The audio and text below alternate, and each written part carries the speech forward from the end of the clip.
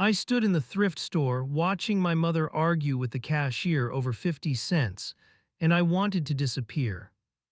I was 16 years old. I was standing there holding a pair of used jeans that already smelled like someone else's basement, watching my mother humiliate us both. She was digging through her purse, pulling out crumpled coupons, counting out pennies, and holding up the line. People were staring. I could feel their eyes burning into the back of my neck. I could hear their impatient sighs. I leaned in and whispered, "Mom, please, just pay it. It is 50 cents." She looked at me with those hard, tired eyes and said loud enough for everyone to hear, "50 cents is 50 cents, David. We do not throw money away." I hated her in that moment. I hated her stinginess. I hated her obsession with saving every single dime. I hated that we lived in a dark house because she refused to turn on the lights until it was pitch black outside. I hated that she watered down the milk. I hated that she reused tea bags until the water was barely brown. I thought she was a miser. I thought she was greedy. I thought she was a hoarder who loved money more than she loved her own son. I carried that hate for 20 years. I moved out the day I turned 18. I became successful. I made money, and I made sure she knew it. I drove my expensive car to her crumbling house just to show her that I wasn't like her. I bought rounds of drinks for my friends just to prove that I wasn't cheap. Last week, my mother died. She died in the same threadbare armchair she had sat in for 30 years. She died wearing a sweater with holes in the elbows. I went to her house to clean it out, expecting to find a mattress stuffed with cash. I expected to find the hoard of a crazy old woman who starved herself just to look at the numbers in her bank account. I was ready to be angry. I was ready to feel vindicated. But I didn't find a hoard. I didn't find a mattress full of money. I found a shoebox, and inside that shoebox were carbon copies of checks, hundreds of them, written every single month for the last 18 years. And when I saw who the checks were made out to, and when I saw the memo line, my knees gave out. I fell to the floor of that dusty living room and I screamed until my throat was raw. If you have ever judged your parents for being strict with money, or if you have a secret in your past that you think just magically went away, you need to listen to this. Please hit that subscribe button right now. This story is going to hurt, but it might just open your eyes to the invisible price tag on your freedom. To understand the shoebox, you have to go back to the summer of 2004. I was 17, I was reckless, I was angry, I was trying to impress a girl named Jessica. Jessica loved fast cars. My mother drove a rusted sedan that shook when it went over 40 miles per hour. That wasn't going to work. But our neighbor, Mr. Henderson, had a vintage Mustang. It was his baby. He kept it in the garage under a tarp. He polished it every Sunday. One night, I knew Mr. Henderson was out of town. I knew where he kept the spare key under a flower pot by the side door. It was a stupid teenage plan. I was just going to borrow it. I was going to take Jessica for a spin, bring it back, park it, and no one would ever know. I snuck in, I took the car, I picked up Jessica. We felt like kings. We were flying down the back roads, music blasting, feeling invincible. And then I lost control. I took a curve too fast, the tires screeched, the car spun, we slammed into a stone wall. The sound of crunching metal is something I will never forget. Miraculously, Jessica and I were fine, just bruises, but the car, Mr. Henderson's pristine vintage Mustang, it was totaled. The front end was crushed like a soda can. I panicked. I was 17. I didn't have a license. I had taken the car without permission. That is grand theft auto. That is a felony. As I called my mom, she arrived 10 minutes later. I expected her to scream. I expected her to hit me. She didn't. She looked at the car. She looked at me. She looked at the police sirens approaching in the distance. She went terrifyingly calm. She told Jessica to run home and never speak of this. Then she stood in front of me. She grabbed my shoulders. She said, "David, listen to me. Do not say a word. Let me do the talking." When Mr. Henderson came back, he was furious. He was screaming. He wanted to press charges. He wanted to see me in handcuffs. He yelled about insurance not covering it because it was theft. He yelled about the value of the car being over $50,000. My mother took him into the kitchen. They closed the door. They were in there for an hour. I sat in the living room, terrified, waiting for the police to come and take me to juvenile hall. I knew my life was over. I knew I was going to prison. Then the door opened. Mr. Henderson looked tired. My mother looked gray. She walked over to me and said, "It is handled. Go to your room." I asked her what happened. Is he calling the cops? She said no, he isn't pressing charges, but we have to pay for the car, every cent. I was relieved. I thought, okay, we pay for the car, insurance will help, or we will pay a little bit at a time. I was just happy I wasn't going to jail. Life went back to normal, or so I thought. But that was the year the lights went out. That was the year my mother stopped buying brand name cereal. That was the year she stopped getting her hair cut. That was the year she started walking to work to save bus fare. That was the year she became the miser. I was an idiot teenager. I forgot about the accident. I thought the problem was solved. I moved on. I got annoyed that she wouldn't buy me the new video game console. I got angry that she wouldn't give me $20 for the movies. I would yell at her, "Why are we so poor? You work full time. Where does the money go?" She never answered. She just pressed her lips together and said, "We have expenses, David." I called her cheap. I called her stingy. I mocked her to my friends. I told everyone my mother was a crazy lady who hoarded money. I went to college. I got married. I invited her to the wedding, but I was embarrassed by her old dress. I told her, "Mom, couldn't you buy something new for once? It is my wedding." She smiled a sad, tight smile and said, "This dress is fine, David. Weddings are expensive." I rolled my eyes. Now back to the shoebox. I was sitting on the floor of her empty house holding these checks.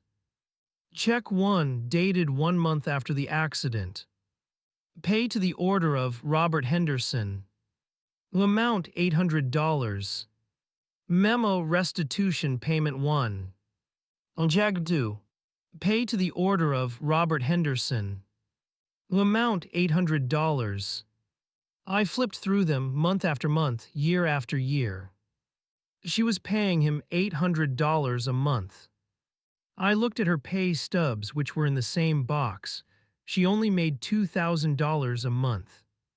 You do the math. She was giving nearly half of her income to Mr. Henderson. For 18 years. I did the calculation in my head. 800 times 12 is 9,600 a year, times 18 years. That is over $170,000. She paid for the car, she paid for the interest, she paid for the silence. Mr. Henderson didn't just want the value of the car, he wanted punitive damages. He held my freedom hostage, and my mother made a deal. She traded her life for mine. She traded her comfort, her dignity, her warm meals, her new clothes, her retirement. She traded it all so that I wouldn't have a felony on my record. So that I could go to college, so that I could get a job, so that I could have a future. I realized why she watered down the milk. It wasn't because she was cheap. It was because she only had $20 left for groceries that week after paying Mr. Henderson. I realized why she walked to work. It wasn't because she liked the exercise. It was because she couldn't afford gas. I realized why she wore the same dress to my wedding. It was because the check to Mr. Henderson was due that same week. She lived in poverty so I could live in freedom. And the worst part, the absolute worst part, she never told me. She could have guilted me. She could have said, "Do you know what I am doing for you? Do you know that I am starving so you don't go to jail?" She could have made me pay. She could have garnished my wages when I started making money. But she didn't. She let me hate her. She let me think she was just a bitter, cheap old woman. Why? Because she knew that if I knew the truth, I would carry the guilt. She knew that if I knew I cost her her entire life, I would never be able to be happy. She wanted me to walk tall, she wanted me to feel unburdened. So she carried the burden alone, she carried the secret alone, she carried the poverty alone.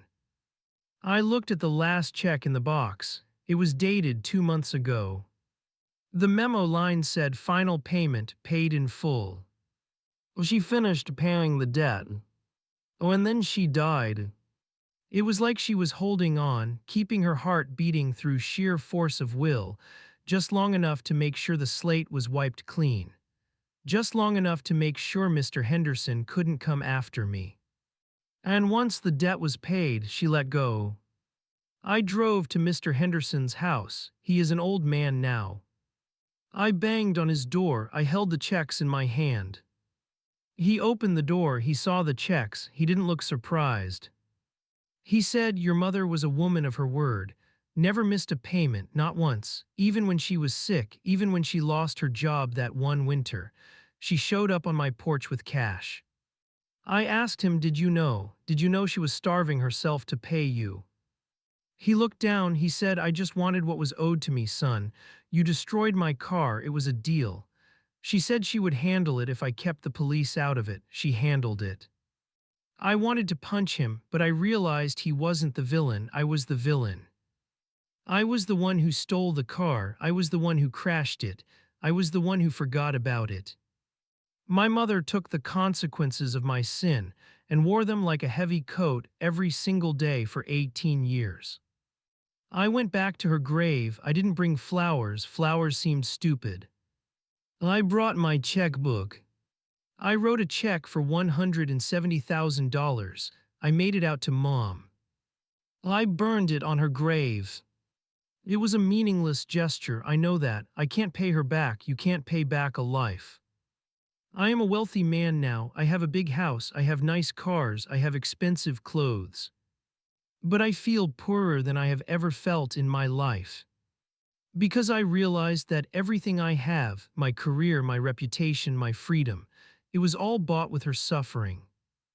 I walk around in a suit that cost $2,000, and I remember her arguing over 50 cents at the thrift store.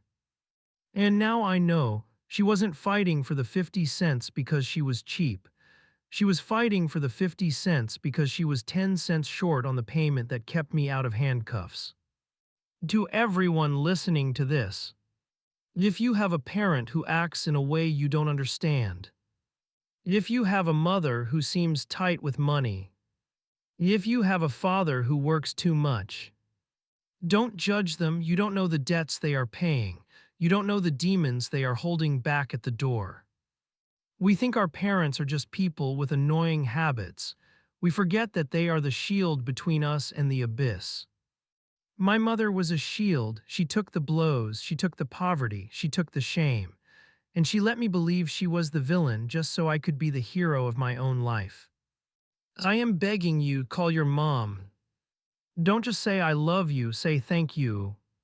Say thank you for the things you know about, and say thank you for the things you don't know about. Because I guarantee you there are secrets, there are sacrifices you will never see, there are checks written in the dark that you will never have to cash. My mother died wearing rags so I could wear a suit. She was the richest woman I ever knew. Oh, and I missed it. Don't miss it, please don't miss it. If this story touched your soul, if it made you look at your parents differently, please share it. And in the comments, tell me, what is a sacrifice your parents made for you that you didn't appreciate until later? Let's honor them, let's tell their stories. Hit subscribe. We are going to keep telling the truth about the beautiful, painful mess of being human. I'm going to go visit her grave again today. I'm going to bring her a milkshake. She loved them, but she never bought them. She said they were a waste of money. I'm going to pour it on the grass. Here's to you, Mom. The debt is paid. You can rest now.